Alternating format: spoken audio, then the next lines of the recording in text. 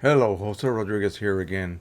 The other day, I was talking to someone and about a specific subject that I was familiar with, and the person asked me, "Do you do that kind of work?" And I said, "Actually, no. I just know the terminology." And that came across as, "Wow, this guy must know what he's talking about." Well, the same thing goes with photo printers and specifically inkjet printing technology. So once you learn the lingo, you'll be able to communicate with the us nerds in the field of inkjet printing, photo printing that is. And I'll just sit back and go, wow, this person knows what I'm talking about. I'm going to be able to directly address a comment because he or she will understand what I am saying. So it is very important that you learn this weird lingo that we have in this particular field. And I just created a list that I'm going to show you guys, and hopefully at the end of the video, it will help. I also found some photographs and I have some examples in front of me. Some of the terms that we tend to use. So, what is an AIO printer all in one? So, that is probably the most basic type of inkjet printer you will ever find. If you see that term, it means that it's not really a printer related or supposed to be associated with photo printing, but more than likely it is a simple four color printer, maybe even five, that would be yellow, magenta, cyan, and a black. But it may include a gray, and if it does that, then not only is it an all in one, but it might be able to produce some very acceptable photographs. They will usually have a small scanner, part of the chassis unit, as well as, of course, a printer. Now, very likely it will be a letter size or A4 size printer. And if you just need a quick copy of something from the internet or an invoice you need to print or a note or whatever, then those are the types of printers that we in the community recommend that you have. Now, photographic printer. Oh, now we get into a different realm. So when you hear photo printer, as opposed to all in one, photo printer means that it has a larger or more expansive ink palette. In other words, more colors that will come into play in reproducing the over 16.5 million color shades in your images. Even the 8-bit images have that many color shades. And so a printer that contains, say, at least 6, 8, 9, 10, and even 12, yeah, those are the printers that are usually classified as photo printers. Okay, do not use your photo printers. Please don't do this to just print only, documents and things like that on plain paper. You bought too much printer. In other words, buy a simple all-in-one if that is all you intend to do. Driver. So when you hear the word driver, that means not somebody behind a car steering wheel, but the actual tool that communicates through your computer with the printer. So say you are editing something in a editing application and you want to print it.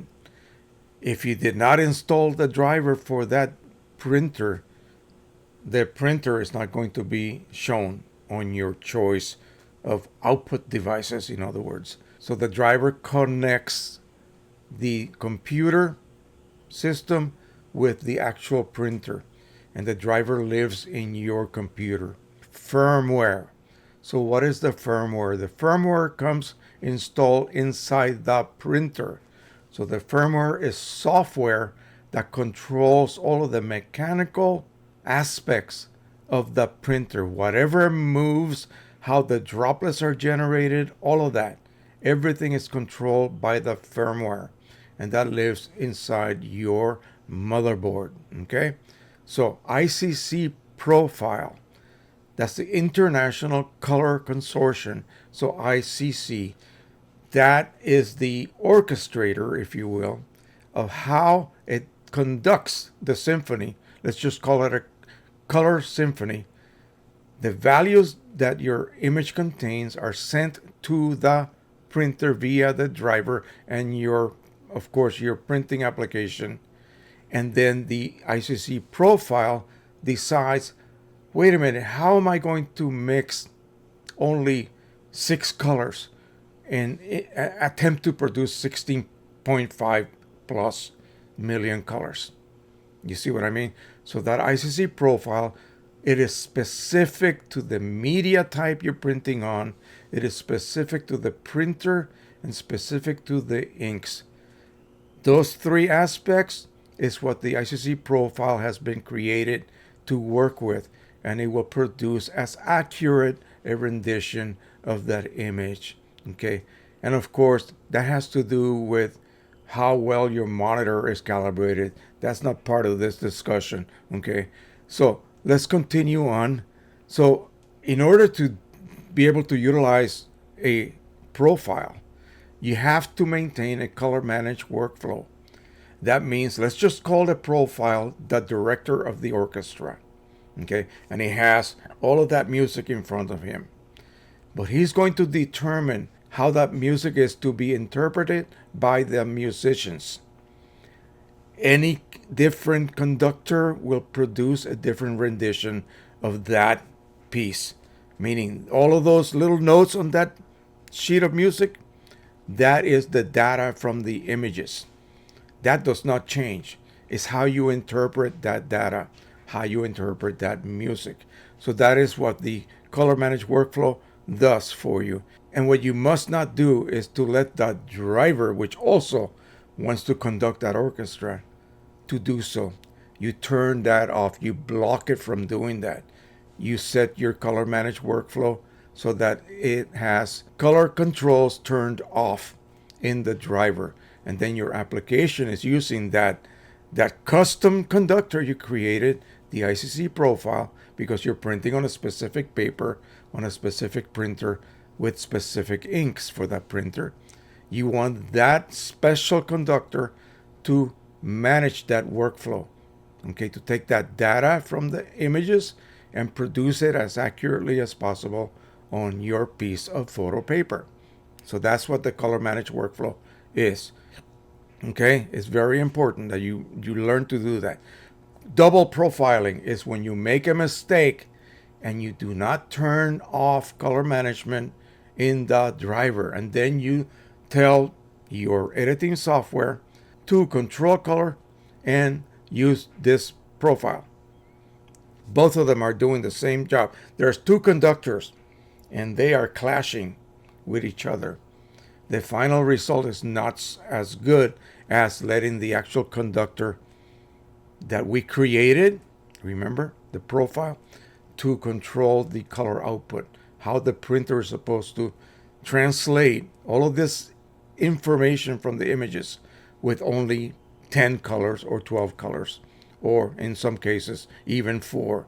You can get away with some very good results if your profile is good to begin with. Ink cartridge. What is an ink cartridge? Well, this is an ink cartridge. It's a container that holds ink, and those containers are installed inside the printer. So don't call them tanks. They're not tanks. If they are removable, they are cartridges. In short, we just call them ink carts, a cart. So that's what that is. Now, some printers will have tanks built in, and those basically are part of the chassis unit. It's a different system. OEM, original equipment manufacturer. So when we say OEM, we are referring to, most of the time, to inks, meaning you're using the manufacturer's inks. The ones that cost a lot of money, but in most cases are the ones that produce the best results. So OEM refers to that, okay? Third party is the opposite. They are made and produced, manufactured by a non-branded company. In other words, so even if Canon and Epson and HP hires a specific third-party lab to formulate their inks, those are still OEM because they are made for the manufacturer. of that printer. Then you have other laboratories that are selling inks to many resellers out there. Those are called third-party inks. Okay. Quality, yeah, there is a difference in quality, obviously. If those third-party inks were using the same materials that the OEM labs use, you wouldn't be getting a bargain. You would be paying the same amount of price that OEM costs. It's as simple as that. And of course, who wants to do that, right? It makes no difference then. All right, so a refillable cartridge. Original cartridges such as these are not really refillables. You cannot refill them. They have purposely designed them to prevent you from refilling them. Now, the chips could possibly be reset, and the chip is just an electronic device that keeps track of your ink usage.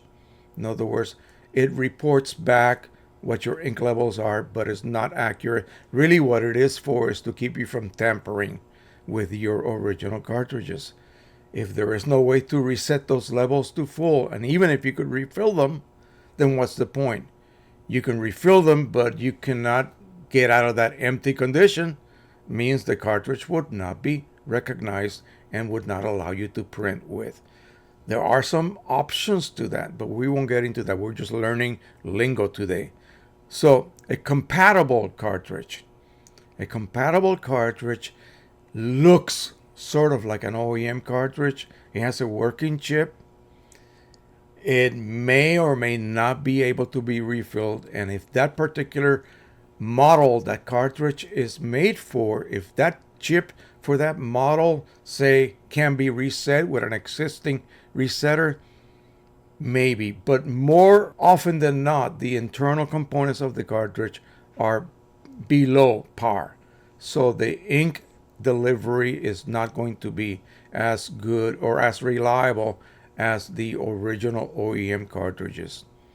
Refillable cartridges, however, are designed in a different way. They deliver a sufficiently efficient ink delivery and allow you, with some models that have not been locked by the major companies, for you to then refill them and be able to use whatever ink you choose, whatever brand ink you want to use that is specifically formulated for that printer. You can't be mixing yellow from this producer and that producer. They're all going to be slightly different tints. Not all yellows are the same. Not all magentas are the same. The same with cyan and the same with blacks. So let's go into the actual printer body now. So let me see. I got some photos here. Got a nice little Canon printer here, and you can see the chassis. And I believe this might have a little bit of a scanner in it, maybe, possibly, maybe not. I don't really even know what this model is, but you can tell this is kind of old. You can tell that it has some memory card readers here. Yeah, this is pretty old. And so this is called the chassis, the body of the printer. Don't call it a body, don't call it a whatever, it's a chassis. So here are the stop button. This will stop any print job. If you see a mistake, power button over here. Your home, it's got an actual little built-in screen that allows you to read many of the features of the printer. You can actually print with just black or full color. Again, a very simple printer. So this is the chassis of the printer. Underneath here, you can't see it, but there is what is called an exit tray. So it might slide out, it might just pivot out, but basically it's just meant to support the paper as it is exiting. So that is called the exit tray. Behind here, if this is a type of printer that uses only a cassette maybe, then it will not have a top feeder. So the top feeder basically is similar to a tray. It has a support back, and you just load your sheets of paper there, and then the paper is fed as you print. That is normally called the rear or the top feeder. Canon has a different way of calling their feeder trays, but we'll just say top for me means top, or rear means rear, and then the other one would be the manual feeder, and that's usually one that you open up in the rear the very rear of the printer chassis, and allows you to feed a piece of thick paper so that it doesn't have to maybe make so many bends. It's more of a straight feed direction, and so that makes it easier for the printer to handle a thicker type of paper. Transport rollers. They're located at the top where you initially feed the paper. They are also located along the right and left length of the so-called platen. The platen, if you look inside, you will see a very silvery looking piece of metal with some rollers, little star wheels. They call them pizza wheels. That helps transport the paper as it is being printed on. So that is your transport system. So when you hear transport system, feed, or media transport rollers, it is referring to all of that mechanical paper transport, okay? And usually you have rubber rollers. In some cases, as I said, you have the so-called pizza wheels or star wheels. And sometimes they actually cause a little bit of harm on the surface of some types of papers. Depends on how delicate they are. Printhead. The printhead is the heart of your unit. It is composed of slots. I'll show you what a printhead for a Canon printer looks like. It's hard to see because it's so dark, this unit, but you can see right here there are 10 slots. Each of them holds a cartridge, and on the bottom is where the nozzle plate is located, and vertically there are rows of nozzles. Now sometimes people make a mistake and they call a nozzle a channel. No, there's a difference. So let's learn what the proper names are. You have the printhead. The printhead contains a certain number of color channels. So if you have yellow, cyan, magenta, and black, you have a 4-channel printhead. It'll have 4 rows of individual what? Nozzles. So your nozzles are individual tiny openings, just a few microns in diameter, that pass a droplet of ink as it is being generated by the printer, from whom the instructions of that what?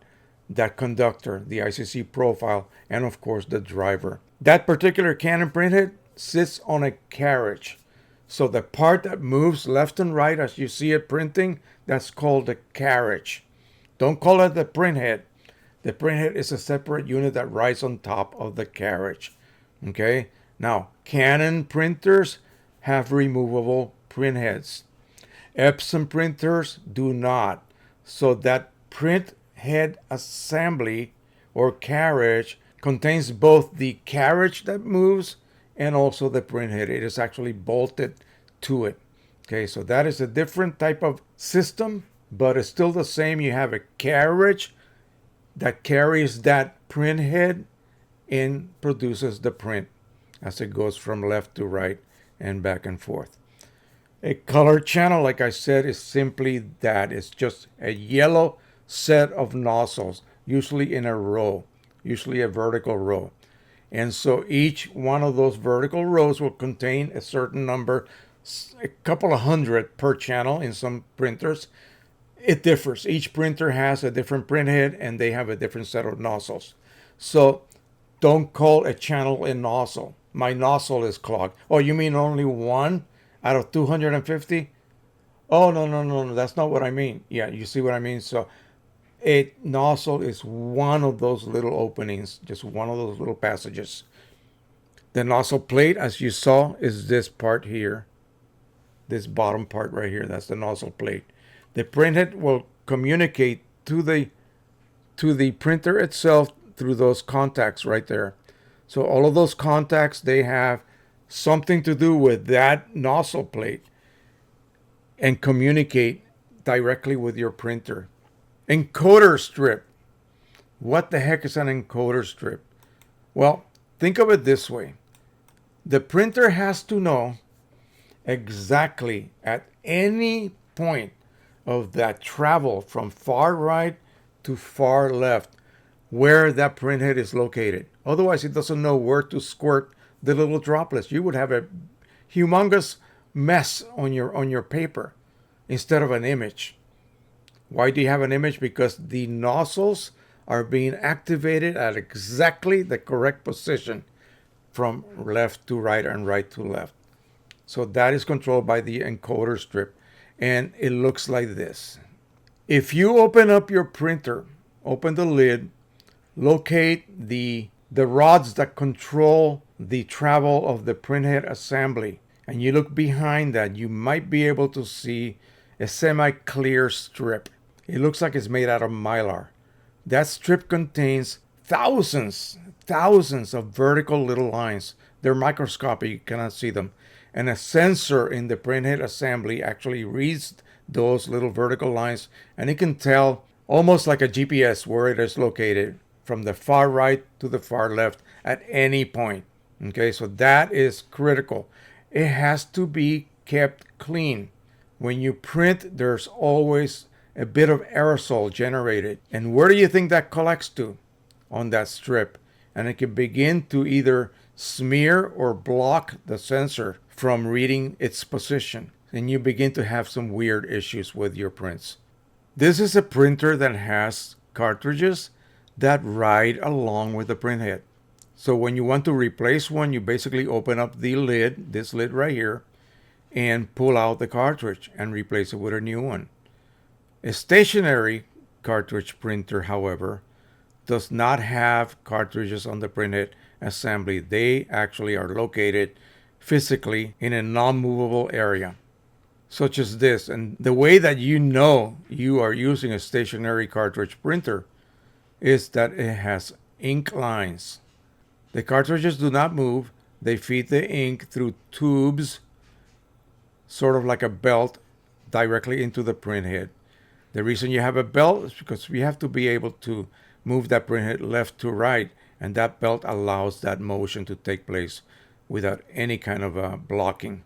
Another name that this might have, say if you want to replace, or you have to replace this whole area, the part that holds the stationary cartridges, the belt that has the ink lines, and the dampers that live inside the printhead, those are little tiny cartridges, like little reservoirs. So ink from the main cartridges flows through the ink lines and enter into the dampers or the little mini cartridges, and those then feed the printhead. This is called the ink delivery system.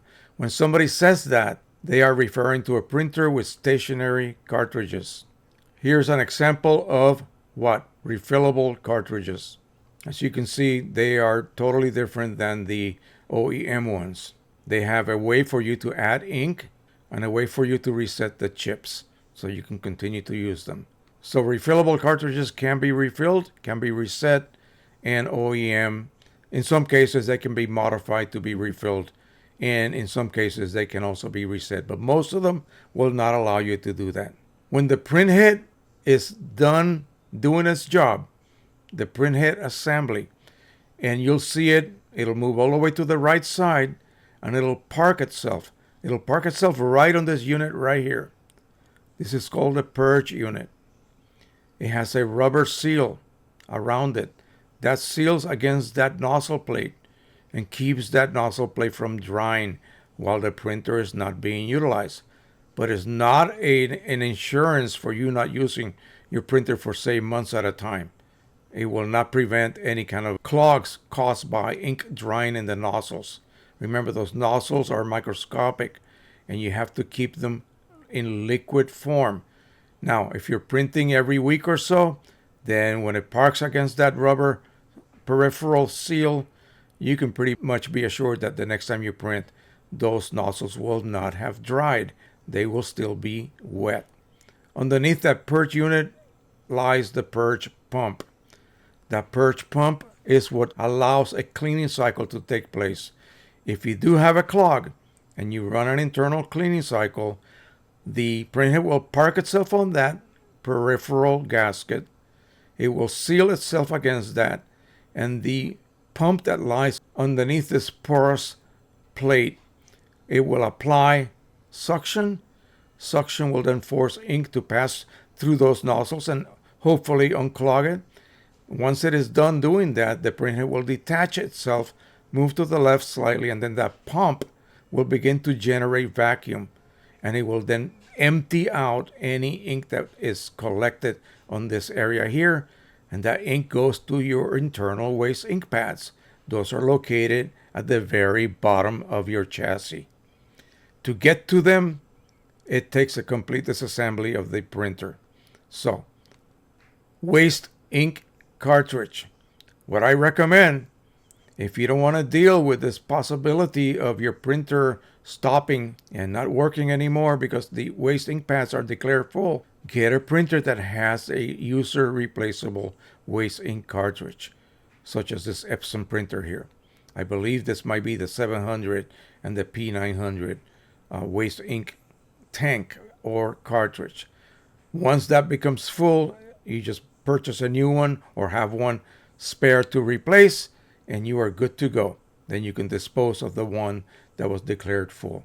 So this is called a waste ink cartridge. In the past few years, we have had an abundance of tank style Epson printers. Sometimes they call them Eco Tank, and this is how you refill them. It is quite a revolutionary idea. You pay more for the printer, and you pay quite a bit less for the inks.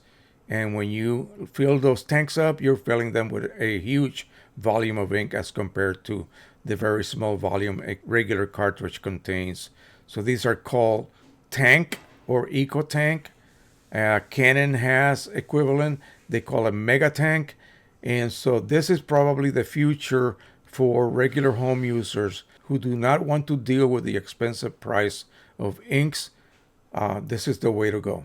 Okay, so that is it for now. Let me read again the list of items that we covered here.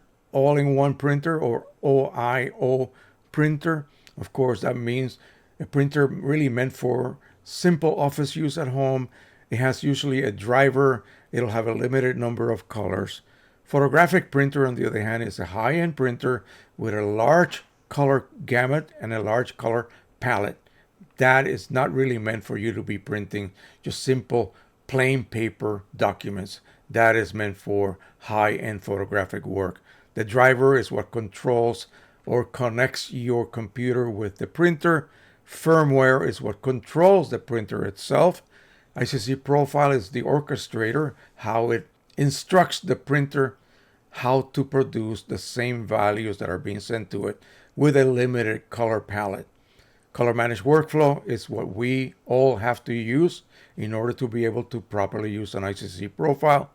Double profiling is when you let the driver control color and also the application to control color. Your results are going to be atrocious. Make sure you always turn off color management in the driver. Ink cartridge, this, and this is a refillable one. Or this, OEM, original manufacturers. Refillable cart. This is one that used to not be refillable. We have made it refillable. This is a refillable cartridge for Epson. They have a plug. You remove it, you add ink, and you reset the chip. Compatible carts, I don't have any with me here, but those are the ones you buy usually in Amazon. I get those for my Canon TS8320 upstairs. They work just fine, and they are a lot cheaper than OEM.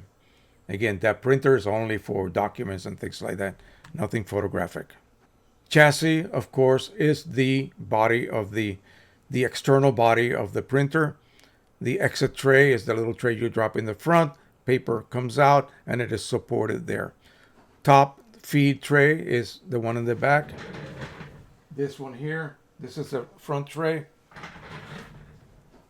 Manual or rear feeder, that's of course only necessary to be used when you are feeding specific types of papers that don't tend to bend quite easily. It's more of a straight pathway. The rollers is what transports the paper, basically. Print head, of course, the heart of the printer. This is what actually produces the final results on media. The carriage is what carries that same printhead back and forth. Color channel is just one of the individual colors. In other words, it'll be composed of a certain number of nozzles. Each channel will have however many hundred nozzles assigned to it. A printhead nozzle is just that one little orifice. That little orifice passes a droplet of ink. Nozzle plate is that part at the bottom that contains all of the nozzles. The encoder strip is what sits behind the printhead against the back rear wall of the printer. It acts as a locator for the printhead position from far right to far left. Ink delivery system is just that. Is however you connect the cartridges to the printhead so that it delivers ink to it. Stationary ones, you put them over here, they do not move. There are ink lines, and that feeds the printhead dampers and then feeds the printhead itself. Perch, parking, perch sponge, again, is that unit on the far right hand of the printer. If you open the lid, you'll see your printhead is parked there.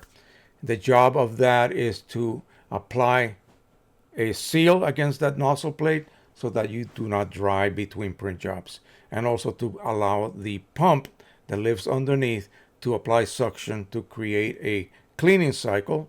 In other words, it'll suction, ink comes out through those nozzles. Hopefully it'll clear the clog, and then it is drained by the same pump into the internal pads or a user replaceable cartridge. And that's it. That is it.